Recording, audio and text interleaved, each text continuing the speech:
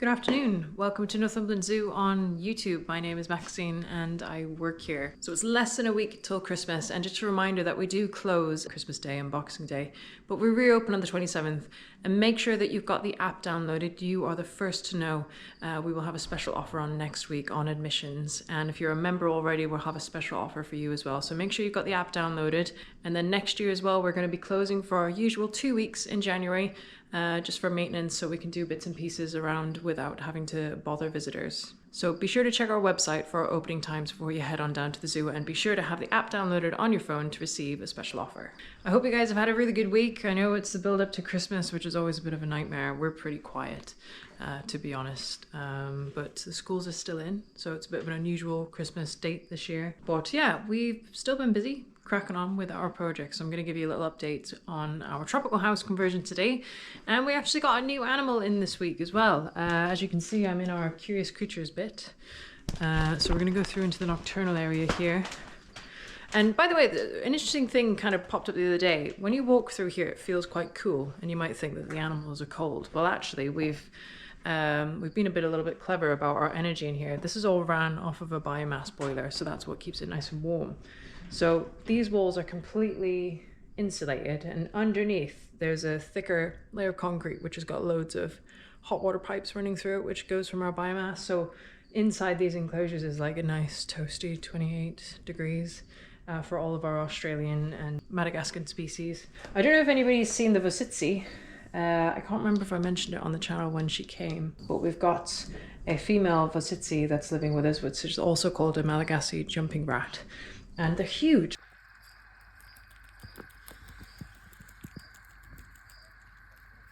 And she's in this enclosure sharing it with the mouse lemurs.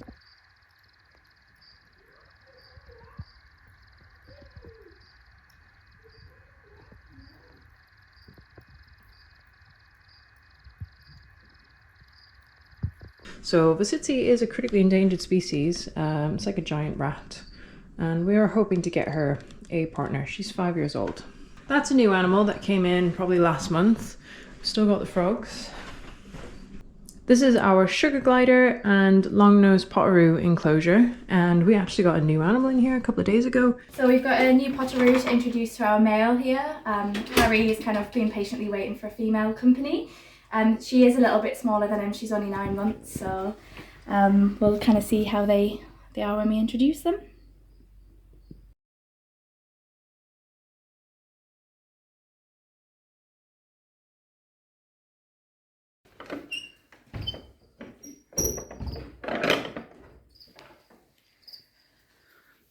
Where's Harry? There he is.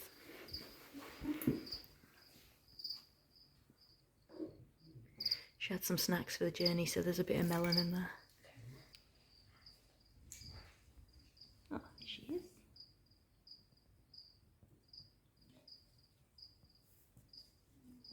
Good girl.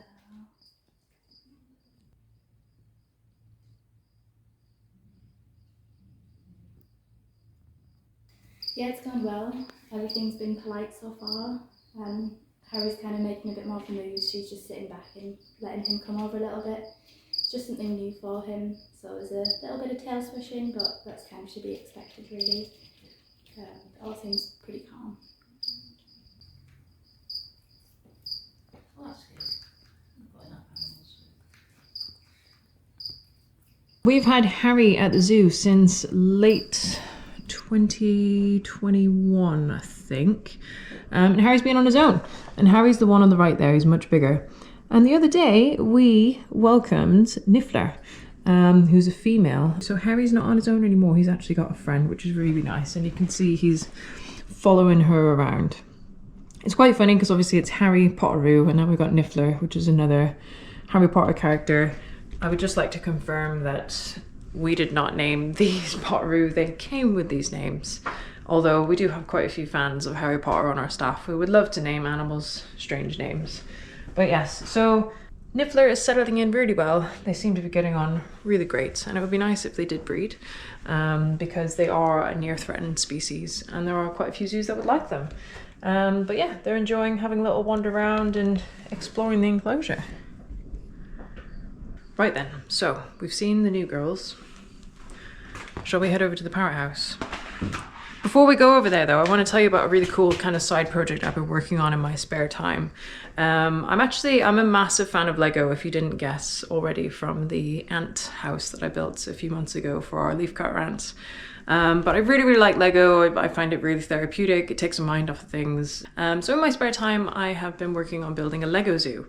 And this is quite a large scale project, which I'm hoping to put on show at the zoo when it's completed. And it would be cool to get involved with some of the like Lego trails that you can get at zoos as well. So no one else, to my knowledge, has actually built like a massive scale zoo out of Lego. I'm not building this zoo just because you kind of get the Lego animals represented of the species that we have here. I think the only animals that you can get in Lego are raccoons, otters, alpacas, and I think other than like your horses, none of our other species are represented in Lego. So there's no snow leopards, capybaras, tapirs. So for that reason, I haven't decided to duplicate Northumberland Zoo. I'm just making a generic English zoo. And I've actually got a whole nother YouTube channel just on building the Lego zoo. If that's something that you're into, I'll put the link in the description anyways. So let's go and have a look at the parrot house because my dad's been ploughing on with progress and redeveloping that area in there. And here's the hot house out here. You can see it's looking a bit tidier now. It's a massive space to reuse. And just a quick update on the bat baby as well. It is doing really well. It's still with mum, obviously, because it's still quite young.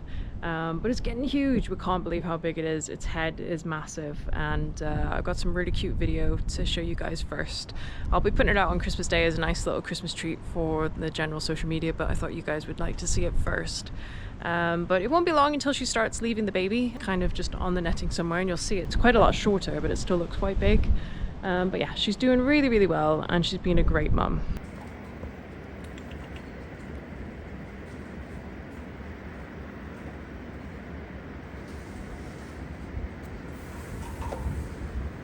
And I can't believe how well that video did on Facebook of the baby pup.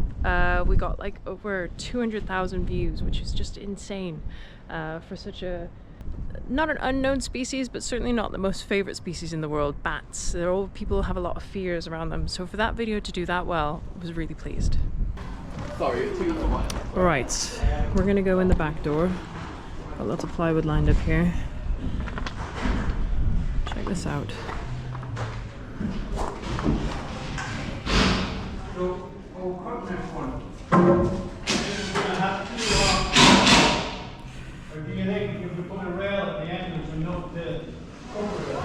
I know you think, oh, it's been a week since I put a video out, so yeah, it's a natural amount of work to get done in a week, but actually that building has only gone up in 2 days. My dad started it yesterday.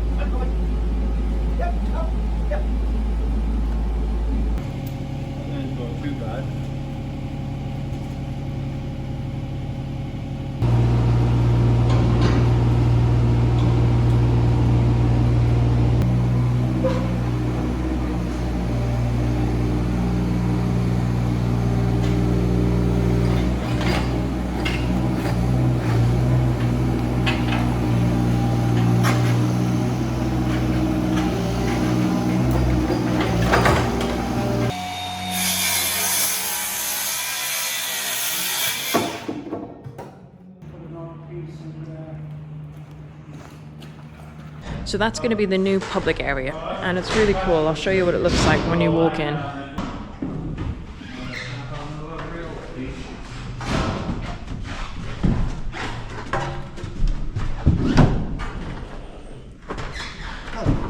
right. So you'll enter the house as normal, but as you go through, you'll be greeted with this view. So that's a window, that's a window, that's a window. There's going to be a bit of a wall there. And then window, window, window. So it's just like a full window view. And the windows are quite tall, so when you actually come in and have a look in, you can see all the way up. So you get a huge view of the building. And there'll be windows on the side over there as well. And there's a wall. Check that out. You can see how it's been made. So there's the base structure, the base coat, and then the top coat, which is carved of the mock rock that Aidan made. Yeah, this one was hanging a bit low. So it's nice that we've been able to reuse that bit of wall as well. We'll put a prop under it or something, and then. But yeah, it's coming along really quick. So our estimates are that we'll have animals in here hopefully by the end of February. So it won't be ready for half term, but that's okay. It'll be definitely ready for Easter. How many animals and which animals we'll have in here by then, I'm not sure, because some of them will probably be coming from Europe because they're on different breeding programs. But we'll certainly have a few in here at least. It'd be quite cool if you come along and every time you come there's just more in here. So I think we've got our eyes on 4 species at the minute to go in here, so it'll be a proper mixed exhibit. But anyways, it's looking good. What do you guys think? Have you got any more guesses about what you think could be in here? We had some really good guesses last week. Some of them were a bit odd, like sun bears. The space isn't really big enough for sun bears, although that would be cool. But they are very destructive, so I can confirm it's not sun bears. But I hope you enjoyed that update anyways, and I hope that you have a very, very Merry Christmas. We'll be open from the 27th all the way through until the 7th of January, I believe.